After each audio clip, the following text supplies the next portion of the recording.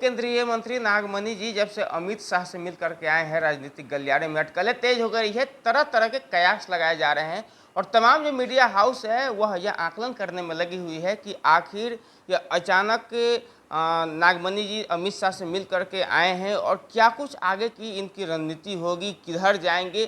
क्योंकि 2024 में लोकसभा चुनाव होने वाले हैं और ऐसे में लेकर के नागमणि जी का अमित शाह से मिलना, यह मुलाकात काफ़ी खास अंदाज में खास लगाए जा रहे हैं। ऐसे में नागमणि जी खुद हमारे साथ मौजूद है। सर, बहुत बहुत स्वागत है हमारे चैनल पे। बहुत धन्यवाद। जब से अमित शाह से आप मिल करके आए हैं, राजनीतिक गलियारे में कई प्रकार के कयास निकल करके आ रहे हैं और तमाम जो मीडिया हाउस है वो अपनी गणित बैठा करके यह जानने में लगे हैं कि नागमणि जी का जो स्टैंड होगा वो किधर होगा। तो हम सीधे आपसे ही जानना चाहेंगे कि अमित शाह से मिलना, क्या कुछ बातें हुई? देखिए, अमित शाह साहब पूरे भारत के राजनीतिक चाणक्य के रूप में और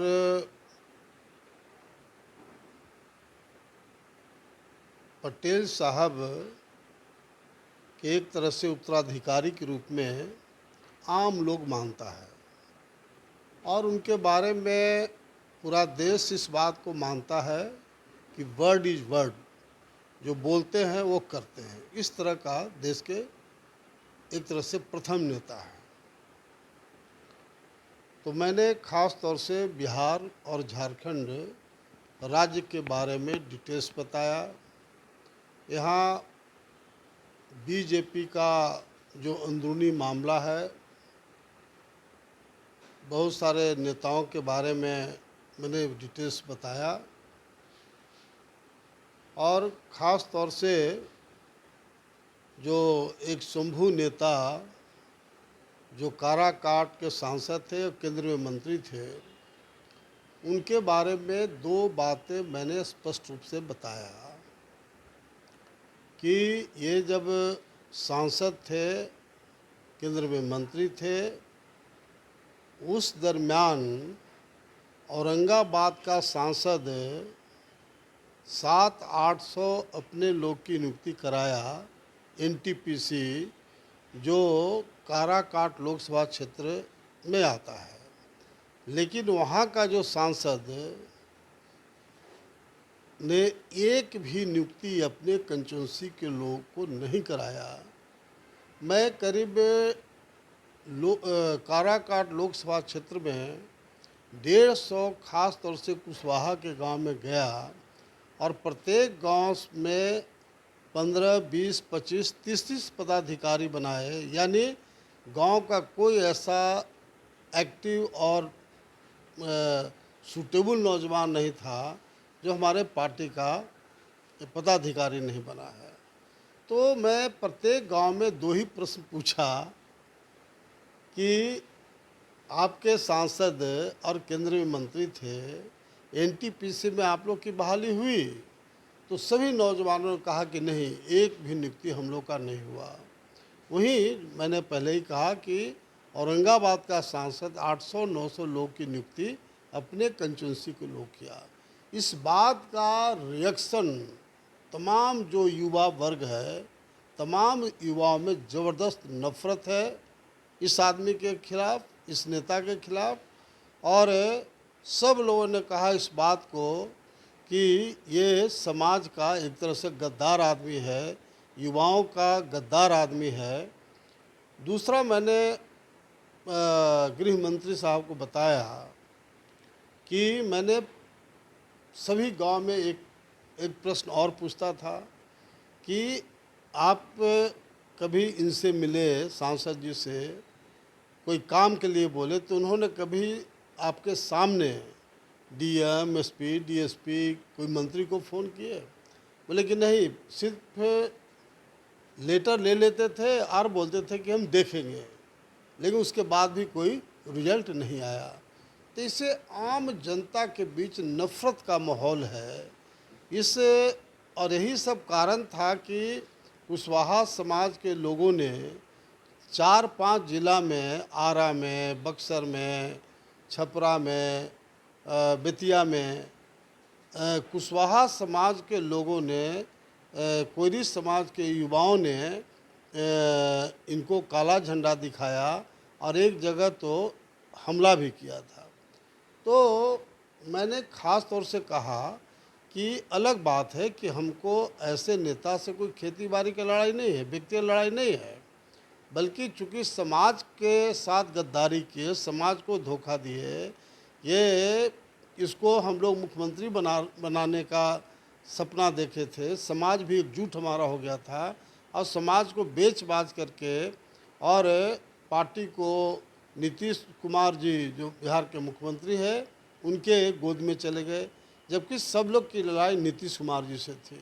तो ऐसी स्थिति में पूरा बिहार का समाज भी इससे नफरत करता है, इसके खिलाफ है। लेकिन कोई हमको खेती बाड़ी का लड़ाई नहीं है, बल्कि अगर आज सम्राट चौधरी जी बहुत मैं धन्यवाद देता हूं कि सम्राट चौधरी जी को आपने प्रदेश अध्यक्ष बनाया और ये भी एक तरह से जो भी असर होगा 2-4% इनका भी, ये भी आपके साथ हैं और हम लोग भी एनडीए के पार्ट अगर बन गए तो 100% कोयरी का वोट, कुशवाहा का वोट आपके झोली में जाएगा। एक एक वोट के लिए नीतीश कुमार, लालू यादव को तरसना पड़ेगा कोयरी का वोट, और कोयरी वोट ही डिसाइडिंग फैक्टर है बिहार का, क्योंकि एक समीकरण के तहत एनडीए के साथ सवर्ण समाज और वैश्य समाज जो 15% और 6% 21% सॉलिड वोट है, और महागठबंधन के साथ 15% मुसलमान, 13% यादव और 2.5-3% कुर्मी समाज। तो ये करीब हम समझते हैं कि एनडीए से ज़्यादा आज के तारीख में स्ट्रॉन्ग है। जो अति पिछड़ा है, दलित है, ये तो दोनों तरफ वोट जाने वाला है। अलग बात है कि दलित का भी ज़्यादा झुकाव बीजेपी की ओर है, लेकिन जो मेजर वोट है कुशवाहा समाज, अगर हम लोग आ जाते हैं इसमें, इस फोल्डर में, तो इसमें कोई शक नहीं है कि बीजेपी का प्रभाव, एनडीए का प्रभाव बहुत ही भारी होगा और 99% सीट लोकसभा में नरेंद्र मोदी जी और आपके नेतृत्व में वह जीत हासिल होगा।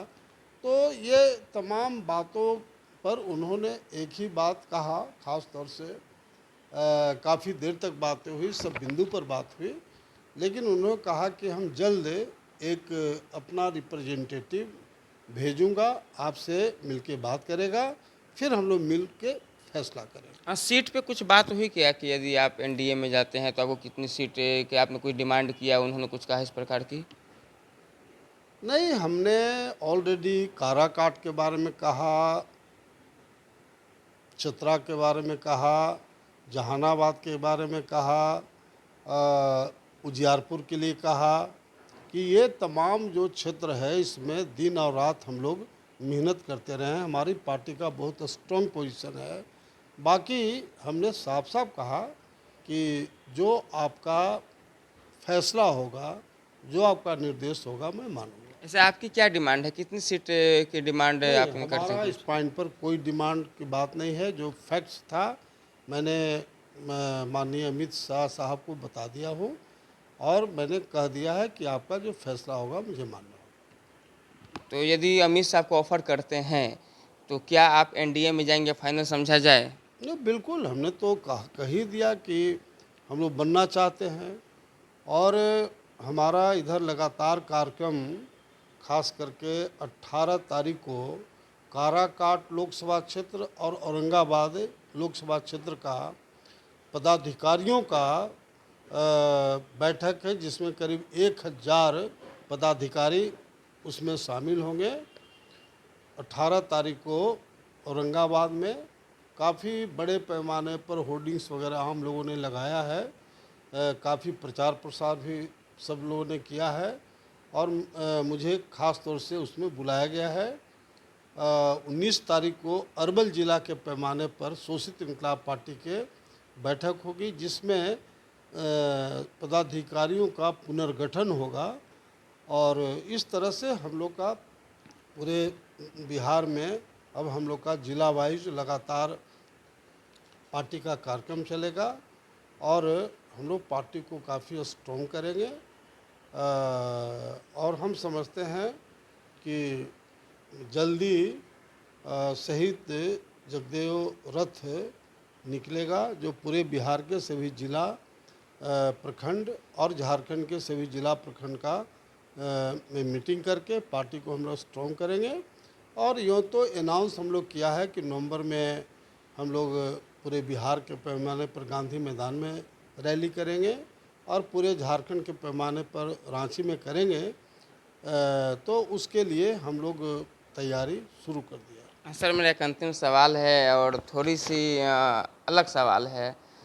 सवाल यह उठता है कि जिस प्रकार से केंद्र सरकार की तरफ से उपेंद्र कुशवाहा को सुरक्षा दी गई, वाई से जेट दी गई, उनको जेट से उनकी सुरक्षा मिली, और तो ऐसे कयास लगाए जा रहे हैं कि हो सके उपेंद्र कुशवाहा भी एनडीए में शामिल हो। और आपकी जो स्थिति बताई, आप जिस प्रकार से अमित शाह जी से मिल करके आए हैं, जो बातें हुई उस अनुसार लगा कि आप भी एनडीए में जाएंगे। तो यदि ऐसी स्थिति बने कि आप और उपेंद्र कुशवाहा दोनों एनडीए में रहे तो क्या आप एनडीए में जाएंगे? अरे तो कोई खेती बाड़ी का लड़ाई है क्या?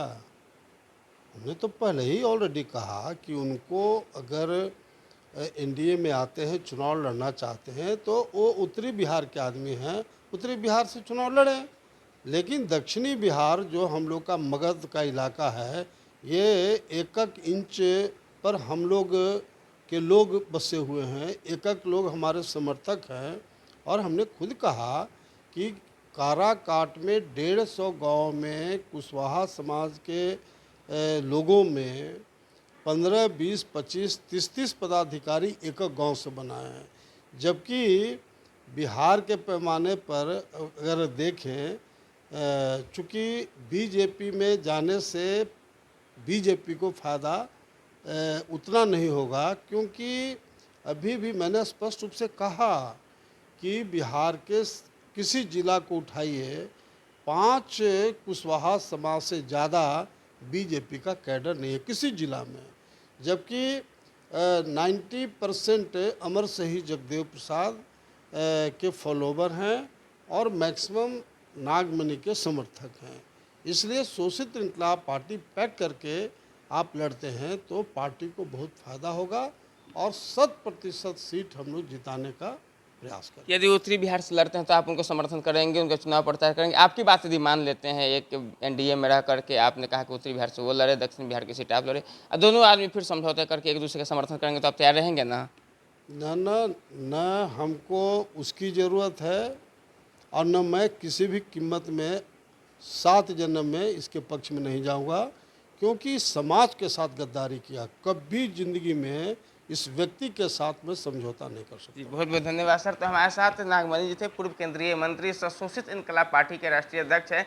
अमित शाह जी से मिल के आने के बाद कई प्रकार के जो कयास लगाए जा रहे थे, अभी खुद अपने से सर क्लियर कर दिए हैं कि जल्द ही जो है कि अमित शाह जी बोले हैं अपना रिप्रेजेंटेटिव भेज करके, जैसा भी होगा आगे कार्यक्रम तय की जाएगी। फिलहाल 18 तारीख और 19 तारीख को इसी महीने में फिर भव्य पैमाने पे औरंगाबाद अरवल जिला के जिला पैमाने पे बृहद कार्यक्रम है। फिर से इनका जो है कि पार्टी की पदाधिकारियों को जो भी कार्यक्रम है वो शुरू हो गई है। फिर से एक बार दौरा पे निकलने वाले हैं, जिस प्रकार से लगातार ये दौरा कर रहे थे। अब फिर देखना दिलचस्प होगा कि 2024 में लोकसभा चुनाव है तो आखिर अब नागमणि जी का रुख किधर होगा।